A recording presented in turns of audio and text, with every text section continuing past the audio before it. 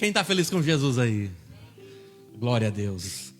Deus é bom o tempo todo. Amém? Deus é bom, maravilhoso.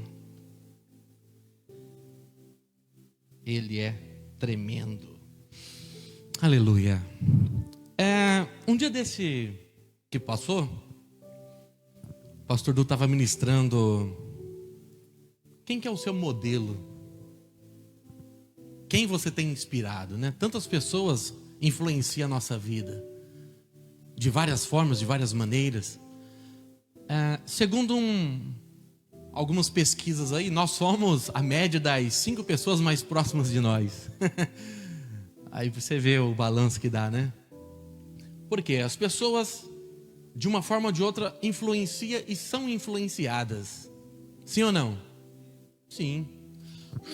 Em quem você tem inspirado? Essa era a pergunta que o pastor Du fazia quando estava ministrando. Quem tem sido inspiração para você? E quando ele estava explanando, né, aquilo que Deus colocou no coração dele, o Espírito Santo estava trabalhando no meu. Antes de começar, aqui, quem em nosso meio tem o desejo de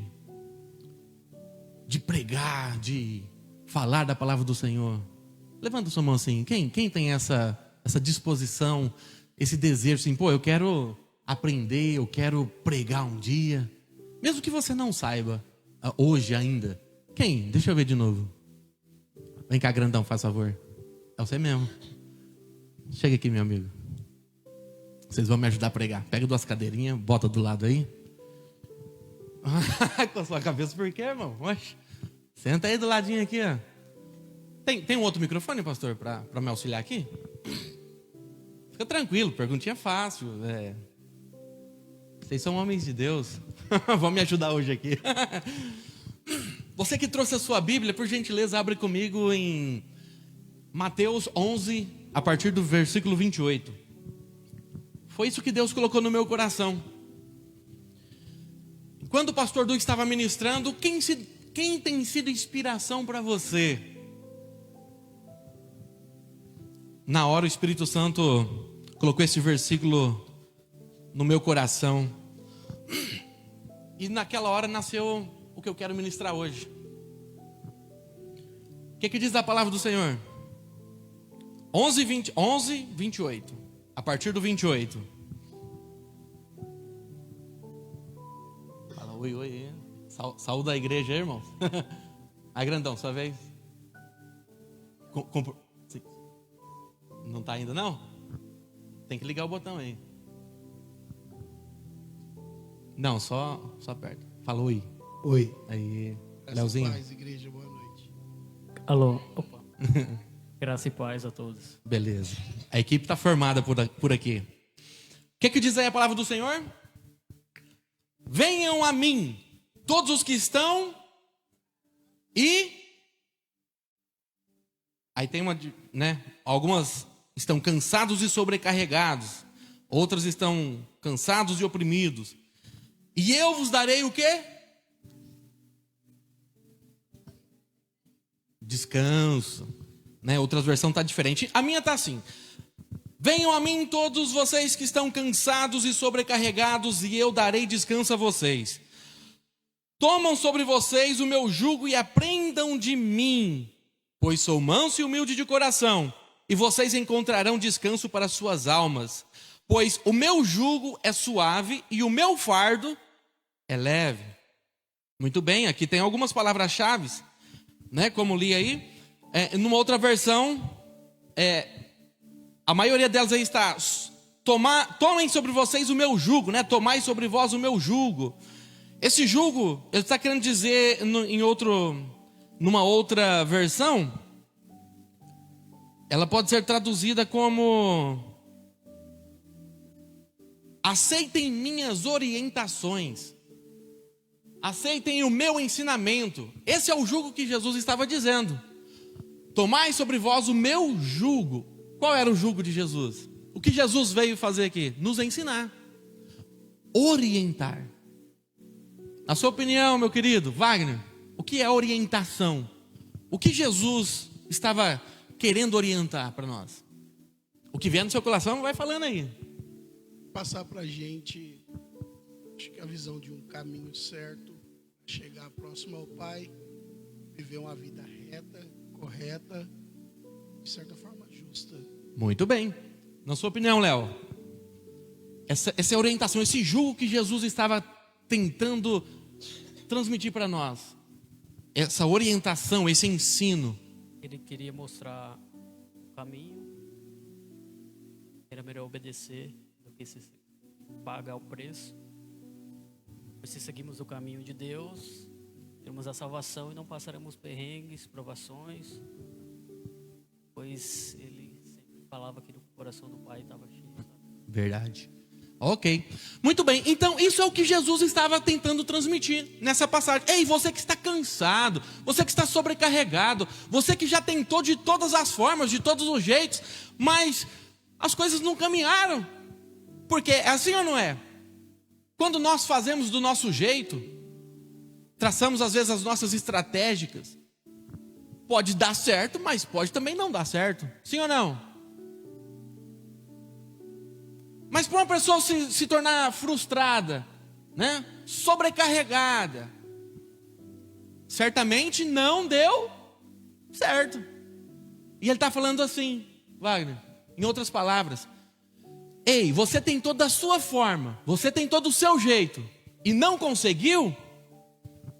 Espera aí que eu vou te ensinar um caminho. Eu vou te orientar a como chegar lá. É isso que Jesus estava querendo dizer. E diante dessa meditação, né? Pastor ministrando, quem tem sido sua inspiração? Quem te inspira? O Espírito Santo colocou no meu coração. O que Jesus tem para nos ensinar? Na sua opinião, Wagner, o que Jesus tem para nos ensinar? É isso que eu estou buscando. Eu estou procurando, eu estou correndo atrás dele. E de pouco a pouco eu estou aprendendo a ser, de certa forma, mais justo, mais correto comigo mesmo, para eu ser correto para com as pessoas que me cercam, meus amigos, a minha família, a minha igreja amada, que eu tive o prazer de encontrar, não, que Ele me colocou. Aleluia. E foi algo, Ele sabe o quanto eu busquei isso. Então, assim, é isso. Eu estou buscando ainda, eu não tenho a resposta correta e não sei se eu vou encontrar, mas estou feliz na minha caminhada, estou perseverando. Sei que é só o começo. Amém, glória a Deus. Deus, Ele transforma vidas, né? Deus, Ele vai lapidando as pessoas para chegar no fim que Ele um dia planejou. O que podemos aprender com Jesus, Léo? Ser uma pessoa melhor, ser uma pessoa justa, ser um bom marido, ter um caráter bom, ajudar aquele que precisa ser ajudado sem precisar nada em troca, e amar o próximo como a si mesmo. Hoje em dia é difícil, e ter o caráter de Cristo. Muito bem. E você? O que você pode aprender com Jesus? O que você acha que Jesus tem para te ensinar nessa noite? O que Ele te inspirou hoje no dia que você teve? Qual a inspiração que Jesus está causando na sua vida? Nos dias em que você tem vivido? O que você tem aprendido com Jesus? Se a palavra de Deus fala que aquele que tem um encontro verdadeiro com Ele, Ele de maneira nenhuma lança fora, mas começa a lapidar, trazendo um novo nascimento dentro do ser humano, nascendo de novo, da água e do Espírito, revivendo, ressuscitando espiritualmente essa pessoa. Aí, Leozinho, você acha que Deus ele vai deixar da mesma forma? O que acontece? Existe uma mudança.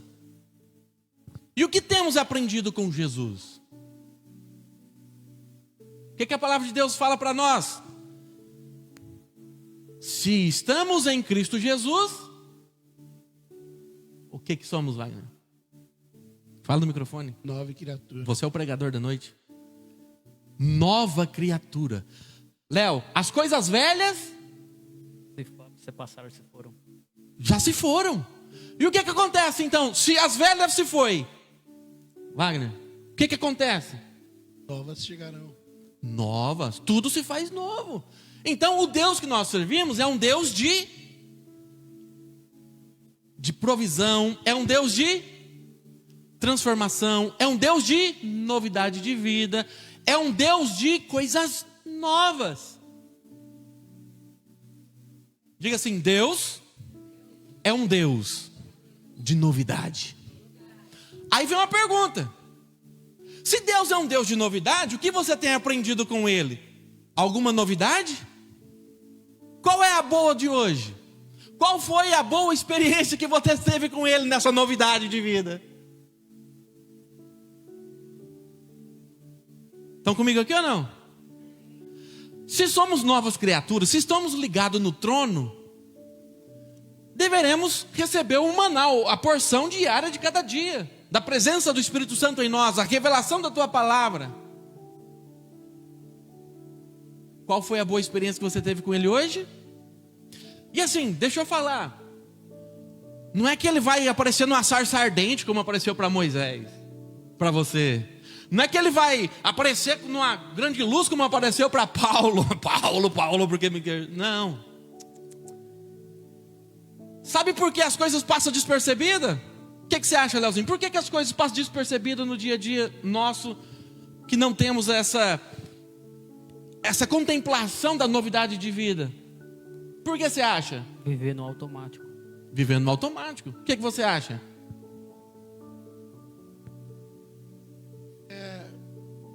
Por que não conseguimos contemplar essa novidade de Deus no nosso dia a dia? Porque de certa forma estamos cegos. Cegos. Vivendo no automático. O que você acha que está acontecendo com a sua vida? Por que você não consegue apreciar a novidade de Deus na sua vida? A bondade de Deus que se renova a cada dia. E ela está nos mínimos detalhes, no sistema da vida. Por exemplo, olha que coisa linda, maravilhosa. Uma árvore nasceu ali e ela produziu frutos. Aí daqui a pouco vem um passarinho e se alimenta desse fruto. Ninguém precisou arrancar desse fruto e ir lá dar para o passarinho. Isso é a bondade de Deus. Isso é a bondade de Deus. Deus, conforme a música, no soprar do vento, Ele vai deixando tudo em ordem, na perfeita harmonia. E por isso que Jesus um dia disse assim: ei, por que estáis ansiosos com isso ou com aquilo? Olha aí para o passarinho, eu cuido dele. Olha aí para essa flor linda, maravilhosa. Nem Salomão vestiu com essa beleza toda. Se eu cuido desses pequenos detalhes, se a minha bondade está presente, nas pequenas coisas, você, que é a minha imagem e minha semelhança, você acha que Deus não vai fazer nada, Léo? Você é o pregador. Ele vai prover. Você acha que Deus vai ficar? Deixa Ele se virar. Wagner? Não. Ele sustenta a gente. Ele dá o que a gente precisa. Essa é a bondade de Deus. Por isso que não conseguimos contemplar a bondade dEle nessa novidade de vida. Porque estamos vivendo no automático, estamos barrotados de coisa, já acorda já ligado no turbo, acelerado, porque está atrasado, coisa e tal. No que Jesus tem te inspirado? O que você tem aprendido com Jesus nessa noite? E olha só, se somos feitos à imagem e semelhança de Deus, como diz a palavra do Senhor, lá em Gênesis 1, versículo 26, o que fala lá? Então disse Deus: façamos o homem a nossa, conforme a nossa. Opa, pera lá. Para todas as demais criações, o que Deus ali na hora da criação falou? Haja. Ele usou o quê? O poder da sua palavra. Que haja. Que haja. Mas quando chegou na vez do ser humano, ele falou: opa, aqui tem que ser diferente. Aqui tem que ser especial. Eu vou colocar no ser humano o que eu não coloquei na criação. Porque tudo da criação, por mais que tantas outras teorias tentem inventar que é isso, aquilo, outro, mas tudo foi criado, o universo foi criado com um propósito: a criação do homem. É Bíblia. Criou tudo para colocar o homem ali. Para quê? O homem foi criado para quê? Está na sequência do versículo aí: governar tudo, cultivar tudo isso, desfrutar da bondade de Deus, daquilo que Ele criou, e ser um amigo de Deus. E quando fala aqui a sua imagem e sua semelhança, o que você, na sua opinião, pode falar à vontade aí, o que você acha que é a imagem e semelhança? O que somos a imagem e semelhança de Deus? São duas: imagem e semelhança. Imagem, o que você acha que é imagem? Pode falar, aqui a gente está livre aqui. Imagem é a pessoa ser igual a outra. Um pai, quando gera um filho, tem o quê? Uns traços, né? Tem um código genético, tem um DNA. Semelhança, Léo. O que você acha que, Wagner? O que você acha que é semelhante? Acho que é você seguir os passos do pai, né? Os bons exemplos, exatamente, né? E nele seguir. Teologicamente, imagem de Deus, na sua grandeza, Ele tem algumas qualidades que Ele não divide com ninguém, que é as suas qualidades absolutas, que é, primeiro, o autor da vida. A vida é dele, Ele dá a vida a nós. Mas os atributos são onipresente, porque Ele está em todos os lugares. Onipotente, porque tudo está no seu controle, no seu poder. E onividente, onisciente, porque tudo sabe, tudo vê. Então esses atributos, alguns exemplos. Ele não divide com ninguém. O ser humano não é onividente, ele não está em todos os lugares, ele não tem superpoder. Isso é Deus, pertence a Deus. Mas Deus, porque Ele queria ter um relacionamento comigo e com você, Ele dividiu conosco algumas das suas qualidades. Por exemplo, Leozinho, fala uma qualidade, os atributos morais, por exemplo. Vai, fala alguma coisa aí. O que você acha que Deus divide com o ser humano? Chuta aí uma palavra. Ele dá um pouco da sabedoria. Sabedoria? O que você acha, Léo? Ô, Wagner? O que Deus compartilha conosco? Justiça. Justiça. Amor. Quais são os atributos de Deus? Bondade, fidelidade. São coisas que Ele compartilha com o ser humano. Por que Deus decidiu compartilhar? Isso é imagem. Para desenvolver a semelhança em nós. O que é a semelhança? Teologicamente falando, somos, nós seres humanos, responsáveis moralmente diante de Deus pelas nossas responsabilidades, o livre-arbítrio. Isso é imagem. Esses atributos que ele foi falado, isso é imagem. Semelhança é que nos deu condições de uma comunicação pessoal com Ele.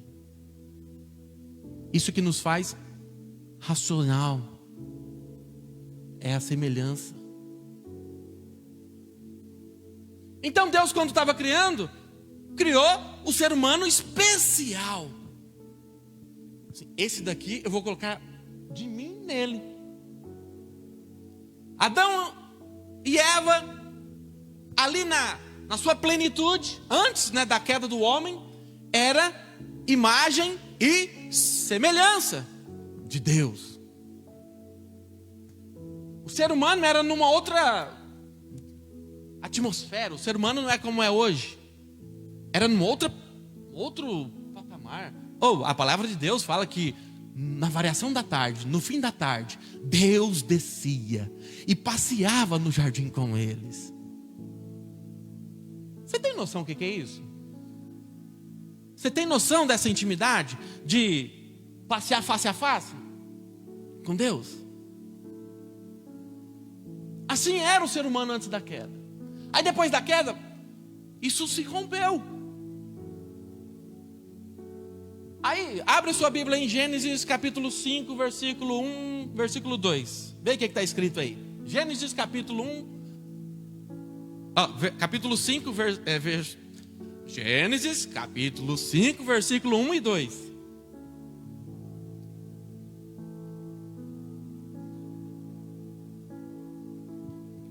Abra aí, Leozinho, para mim. Gênesis 5, 1 e 2. O que diz a palavra do Senhor? O que aconteceu aí? Aí tem o que? A descendência de Adão, sim ou não?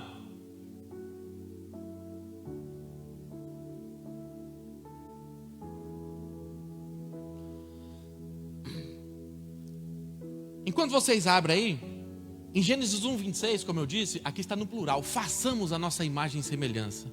É Deus na sua trindade. A trindade reunida, façamos um planejamento. Mas na execução, você vai ver que está lá: criou o homem, Gênesis 1, 27, na sequência, criou Deus o homem à sua imagem, à sua semelhança. Então, um versículo 26, façamos o homem à nossa imagem e semelhança. A trindade fazendo o planejamento. Trindade, Pai, Filho e Espírito Santo. Na execução, versículo 27, que é a sequência: e fez Deus o homem à sua imagem, à sua semelhança. Imagem de quem? Semelhança de quem? De Jesus. Jesus. O ser humano foi criado à imagem e semelhança de Jesus. Certo? Está aí no versículo 6. Então somos a imagem e semelhança de Jesus, né? Adão e Eva foi criado à imagem e semelhança de Jesus. Certo? Então, se Adão era a imagem de Jesus, mas aí o que aconteceu? Veio a queda. E houve um deslocamento de algumas coisas. O ser humano perdeu algumas coisas. E o que está escrito aí em Gênesis? Leia para mim, Leozinho. 5, 1 e 2. Leia para mim, por favor. Nesse livro das gerações de Adão, no dia que Deus criou o homem, ele fez a semelhança de Deus. Criou o homem e a mulher. Deus abençoou e o chamou pelo nome de homem, no dia em que foram criados. Isso aí é o 1. 5:1:2. 5:1:2, né? Ok, essa versão tá mais ou menos. Vamos caçar uma outra versão aqui, ó. Deixa eu comparar. Tem um aplicativo aqui que ele me dá todas as versões. Eu amo esse aplicativo. Então, aí no capítulo 1, no versículo 1, quando Deus criou o homem, a sua semelhança o fez, certo? É assim que está na sua Bíblia? A sua semelhança o fez. Beleza. Então, Gênesis 5. Quando Deus criou o ser humano, Adão fez ele à sua semelhança, à sua imagem, certo? Deu 2 aí para mim. Aí vem aqui a sequência das gerações. Versículo 2. Pode ler. Aliás, o 2 não, né? O 3 no caso, né? É o versículo 3. Adão viveu 130 anos e gerou um filho à sua semelhança. Opa! Como é que é? Repete aí. A sua semelhança. Gerou um filho à sua semelhança. Quem gerou um filho à sua... Adão. Ué, não somos a imagem e semelhança de Deus? Não é assim que nos ensinaram? Deus criou Adão à sua imagem e semelhança. Com a queda, se rompeu isso. O ser humano não passou a ser imagem e semelhança de Deus, passou a ser imagem e semelhança da geração pecaminosa de Adão. Por isso que a palavra de Deus fala que todos pecaram e estão destituídos da presença de Deus. Entendeu ou não? É a Bíblia, ela está falando. No princípio criou Deus, fez Deus à sua imagem Adão. na sequência, e Adão gerou seus filhos à sua imagem e semelhança. Por que a sua imagem? Porque ele perdeu a imagem e semelhança de Deus. Ele perdeu a imagem e semelhança de Deus. Mas aí veio Jesus para nos tornar novamente o quê? Nova criatura. A imagem e semelhança dele. Entendeu aí ou não? Entendeu? Cara, isso é muito... Então, o que está sendo gerado em nós? Aí que está. Se o velho homem, a Bíblia fala muito disso, né? Se a velha criatura começar a fluir em nós, quais são os tipos de comportamento nosso? Espiritual ou natural? Fala comigo, Wagner. Natural. Natural. Se agimos naturalmente, estamos agindo segundo a imagem e semelhança de quem, Léo? De Adão. Mas se todavia nós realmente estamos mergulhados em Deus, aceitamos Ele, estamos diariamente lutando para viver essa novidade de vida. A nova criatura. A criatura espiritual. Aí então, geraremos qual tipo de atitude? Vai. Se tentamos esforçando espiritualmente. Imagem e semelhança de Deus. Imagem e semelhança de Deus. Estão entendendo aí ou não? Então dentro de você existem duas naturezas. A Bíblia nos fala disso, né, Léo? E qual vai sobreviver, Léo? Semelhança de Jesus Cristo, de Deus. Mas para isso acontecer, o que temos que fazer? Esforçar, buscar. Então, ou seja, em outras palavras, vai sobressair em você a imagem e semelhança daquela que você alimentar. Quem você alimentar dentro de você é que vai sobressair. Se você se alimentar naturalmente, e qual que é os desejos naturais? A Bíblia fala de 3, concupiscência dos olhos, ou seja, os desejos. Você olha e deseja. Olharam para o fruto e desejaram. Concupiscência da carne. Os desejos, você olha, deseja, mas aí vem os desejos naturais, que é o que? A execução de tudo isso. E a soberba da vida, que é tudo aquilo que... Orgulho, coisas que a atitude natural do homem vai gerando, sabe? A prepotência. Então, ou seja, se agimos naturalmente, vamos ter frutos naturais. E os nossos frutos naturais não agradam a Deus. Mas se todavia você se esforçar e querer viver a novidade de Deus, aí sim, você vai produzir frutos espirituais. Já encerrando, pastor.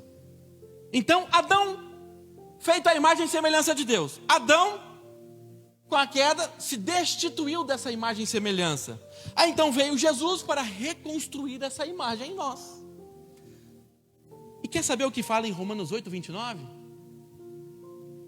Pois aquele que de antemão conheceu, também o predestinou para serem conformes à imagem de seu filho, a fim de que ele seja o primogênito dentre muitos irmãos. Então veja só, Deus projetou em Jesus essa reconstituição, essa reformulação da imagem e semelhança de Deus em nós, do caráter de Jesus em nós, do DNA de Jesus em nós, a fim de tudo isso nos tornarmos a imagem e semelhança do Filho. Pegou aí ou não? Queira ser a imagem e semelhança dele. Foi isso que Deus chamou. Existem 3 tipos de mortes. 3 tipos de mortes existem. A primeira, a morte física, Léo. O que é a morte física? Pode falar aí. A pessoa passar dessa para melhor ou para pior. Wagner, alguém vai escapar disso? Não. Todos nós temos esse... Do pó voltará. Todo mundo vai fechar o seu ciclo aqui, mais cedo ou mais tarde, querendo ou não. A não ser que ele venha e nos rebate, mas caso contrário, tirando essa exceção, a morte física. Depois tem a morte, outra morte, que é a morte eterna. Tá, eu queria deixar, senão vai dar sequência. A morte espiritual, que é essa morte que estamos falando aqui, que é a segunda morte, a morte espiritual. O que seria a morte espiritual, Léo? É você rejeitar tudo aquilo que você conheceu de Jesus e largar de mão e falar, não quero mais, vou viver a minha vida como eu quiser. Uma morte espiritual é o quê? Você viver a sua vida longe Deus. da presença de Deus. Morte espiritual.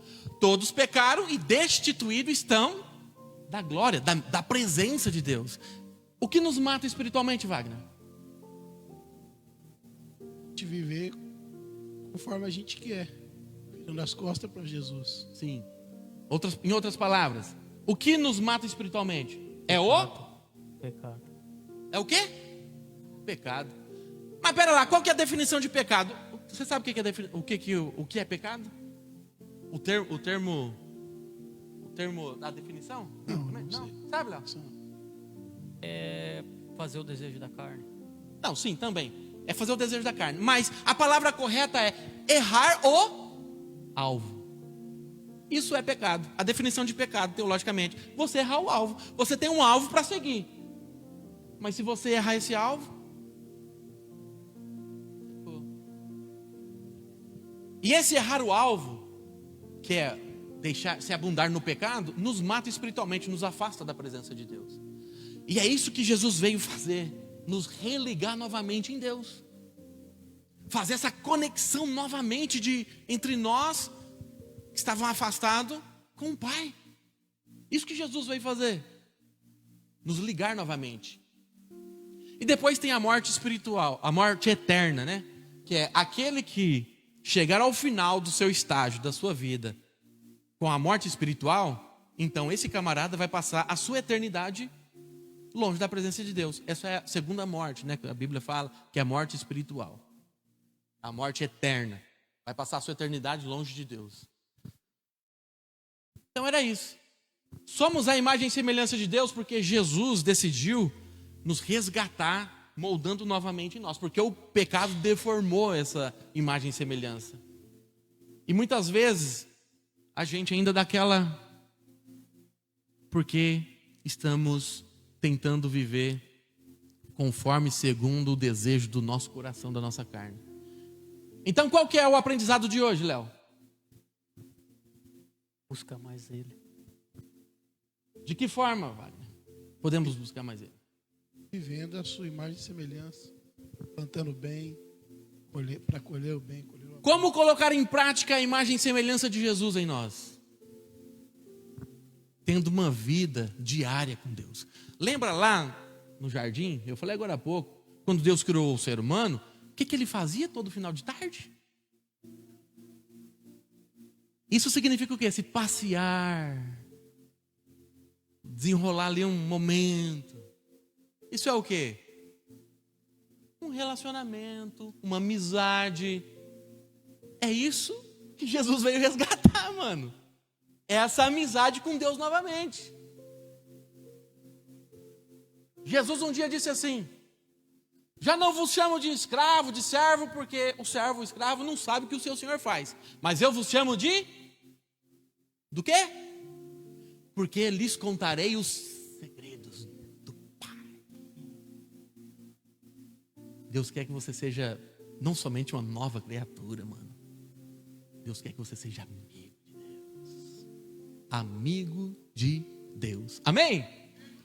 Pastor, chega para cá. Aplauda ao Senhor Jesus. Obrigado, meninos. Deus abençoe.